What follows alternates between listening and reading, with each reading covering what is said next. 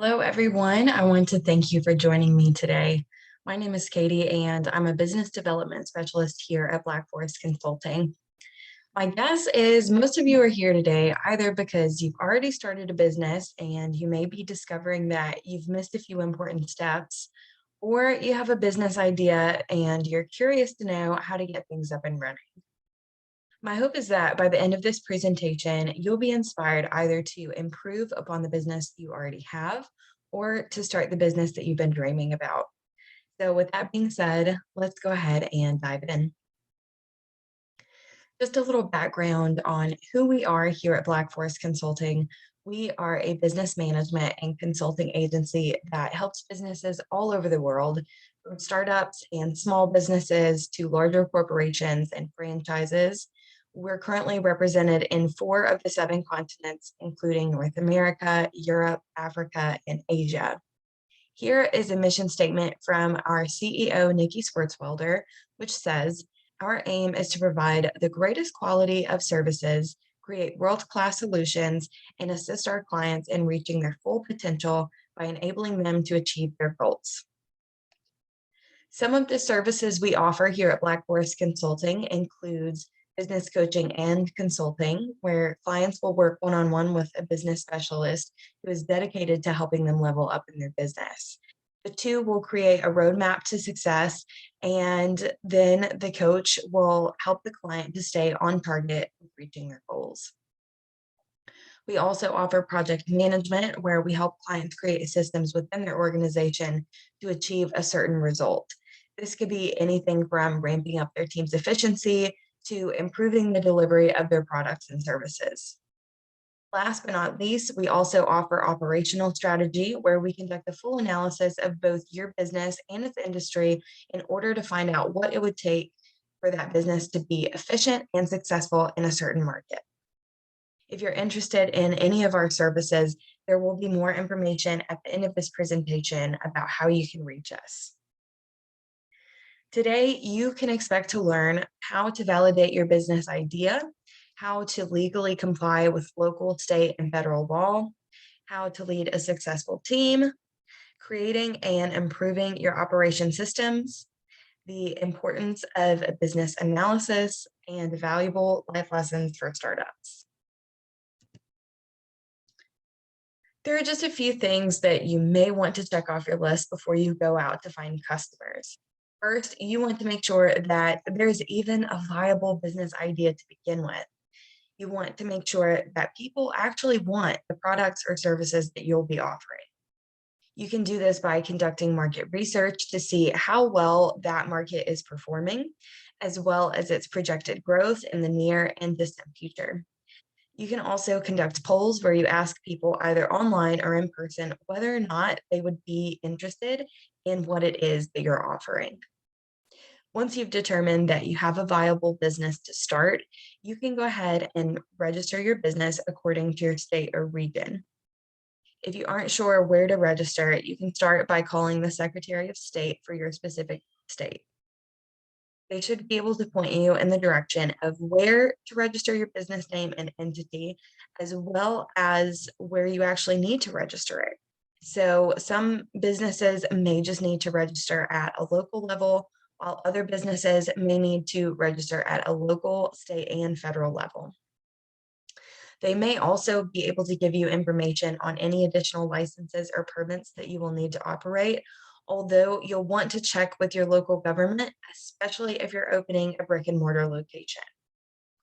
Once you've registered your business, you can go ahead and request tax identification numbers, commonly referred to as an EIN. Once that's complete, you can go ahead and set up banking for your new business, which is really exciting. I recommend opening at least a checking and savings account to keep track of your finances, but you may also want to open a business credit card in order to start gaining business credit that can help you to qualify for future loans. Here is a quote from Jeff Bezos, who is taking all of our money. So what he has to say may be of some value if you're wanting to enter into the world of entrepreneurship. It says, one of the huge mistakes people make is that they try to force an interest on themselves. You don't choose your passions choose you. And I firmly believe that the business you start should be something that you're utterly passionate about. Otherwise, on the hard days, it's going to be really easy to fall through the cracks and to lose sight of why you started this business in the first place. Now we'll step into talking about the most common business entities. I've jotted down the top four, which are sole proprietorships, partnerships, corporations, and limited liability companies. However, there are many more. So if none of these sound like something you want to start, then go out there and research and see what else is available to you. We'll start with sole proprietorships. Sole proprietorships are unincorporated businesses in which there's only one owner who is responsible for most, if not all, of what goes on inside the business. So when I think of a sole proprietorship, I think of a handyman or a plumber. They own the business, but they're also the one performing the service. And they're probably doing a lot in the back end as well, such as taking payments, keeping track of their finances, and communicating with customers, as well as setting their schedules. Next is a partnership. There are several variations of partnerships, but easily summed up, this is a business where two or more people collaborate on ideas for a business, and in return, they share the profits, ownership, and the risks associated with running that business. Next, corporations are a type of business where a company or a group of people act as the entity. They establish and operate a business in which they're responsible for all the business decisions. Last but not least, one of the most popular business entities among startups today is a limited liability company, otherwise known as an LLC. Now, this one is so popular because it gives you the legal protection of a corporation by protecting your personal assets. But since you remain as one or few of the business owners, you can avoid those higher taxation rates that are commonly associated with corporations. Once you've determined your business entity, you can decide which role you fit into now, as well as the role that you may want to fill in a future state. So, some of the hierarchy roles in business include a freelancer, which is someone who operates as a business, but they have all of the freedoms that self-employment gives, and they typically don't lead a team. So, other than being responsible for customer relations, the only other person they're responsible for is themselves. Now, a business owner is commonly referred to as the boss of a company. This person makes all the business decisions, and unless they bought the business or they choose to sell that business, it will typically start and end with them. The role of an entrepreneur overlaps with the role of a business owner. However, entrepreneurs are much more prone to risk taking than business owners, and they'll occasionally lean towards risky business decisions where there's no known certainty if the possibility of winning big is there. Last but not least, a CEO is someone who is appointed to be the head of a company. Sometimes, but not always, this is the person who started the company. This person is in charge of day-to-day operations, but they report to and have to get approval by a board of directors.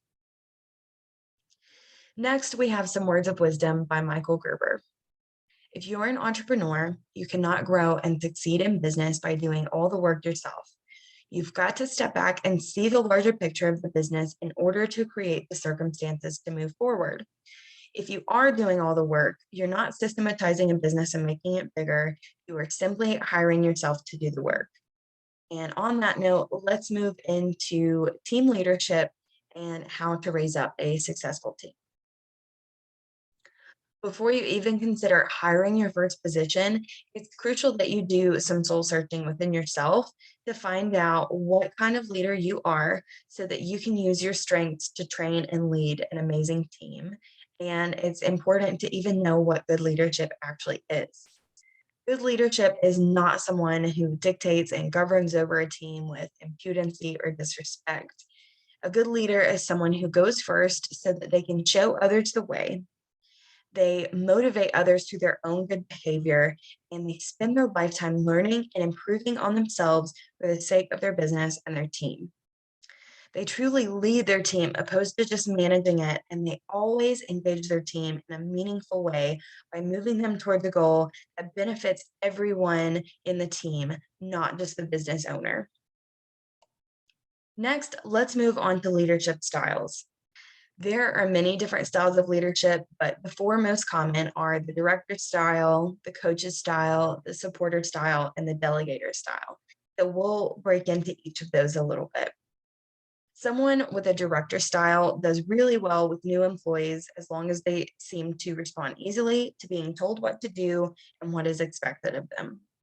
These leaders have processes and procedures for their team to follow, as well as someone that they can report to and ask questions to as needed. The director style is defined by a high emphasis on directing tasks and being able to account for the results. In the coach's style, coaches both support their team and direct tasks. This is available to a leader when their employees understand what is expected of them, but they need some range of support in order to make the things happen. The coach's style has a high degree of involvement in directing tasks with an equally high emphasis on supporting the team. The supporter style encourages people to come up with solutions and solve problems on their own. Supporters provide the tools and resources necessary in order for their team to problem solve, but they train this team to be self-sufficient rather than a team who needs to be micromanaged. So they give them all the tools and they eventually just let them run with it. The delegator style, on the other hand, is someone who holds the responsibility for the results the team achieves, but they delegate this work to others opposed to doing it all themselves. They typically delegate to individuals who have high levels of knowledge and related skill in that area, and to people who can easily problem solve and use their own resources and tools to do so. They report to the one leading the team periodically, but probably not every day. So, this style is one with a low emphasis on directing tasks, as well as a low emphasis on providing support. Now that we've covered leadership, let's talk about the 6 necessary steps of hiring. First and foremost, you need to make sure that there's actually a position to fill and that you can provide consistent work to someone who has the skills and experience necessary to succeed in that position. Next, research the position. Find out what to pay this person and the skills needed to do this job well. Third, recruit for the position. You can post your job on a myriad of hiring platforms such as Indeed or ZipRecruiter to start collecting potential candidates. Once you have a good running list, you can go ahead and start scheduling interviews. And once you've narrowed it down to the very best fit, the next step is to offer this person the job and then onboard and train this person. On this slide, you will see a flat chain of command. And this is just an example of the positions that you may want to hire within your business so that you can stay at the top of your game while other sectors can hold responsibilities for themselves. You'll see the owner or the head of the business is at the top, governing over the different sectors of the company. And within each department, there is management as well as people to carry out the functions of that department. Now, let's talk about operations management. Operations management is about the things you do every day to ensure that your business is running smoothly. Operations is a multitude of things from managing to monitoring performance and how you get from inventory, from raw materials to a completed product that's in the hands of customers. Operations is truly a transformational part of the business because this is what brings results to the business. Some functions of operations management include designing, planning, organizing, directing, and controlling. So this is where you get to break down the tasks that get you from point A to point B and see how well they're working and what needs to be improved upon. Through our operations, we gather resources as well as feedback to help us improve upon these processes. Ingredients for success in your startup. Any great leader must be willing to admit when they've made a mistake, and they must be willing to learn from it so that they don't repeat this mistake. It's also important to listen to the advice of others, but to take everything with a grain of salt. You don't have to do everything people suggest in order to be successful, and you can't implement every single thing that people think that you should into your business. You must also be able to create actionable plans and carry them out to completion. You will also need to have the technical skills required to run the business or attract people to fill roles within your business so that you can continue to move towards your goals. Lastly, you must also be willing to take risks. Now, there are risks associated with any type of business that you might start, but on the other side of many risks will be many great wins for your business. Now, you want to also analyze yourself and your competition, and you want to do this somewhat regularly. I would suggest twice a year, but do this at least yearly. You want to see what your advantages are both locally and in your industry as a whole. What are the things that you do well, and what are the things that you don't do so well? What are some of the things that your competition is doing better than you? Or what are some things your competition is doing now that you're not doing at all? What do you need to do to improve?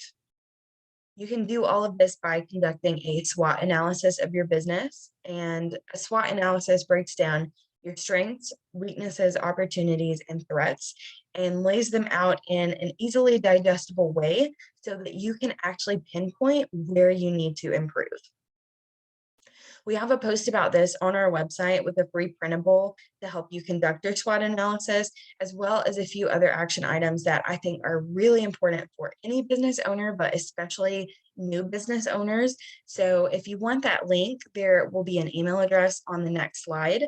So feel free to reach out to us and we would be happy to send that over to you. Again, thank you so much for joining me today. And here are a few ways that you can reach us online.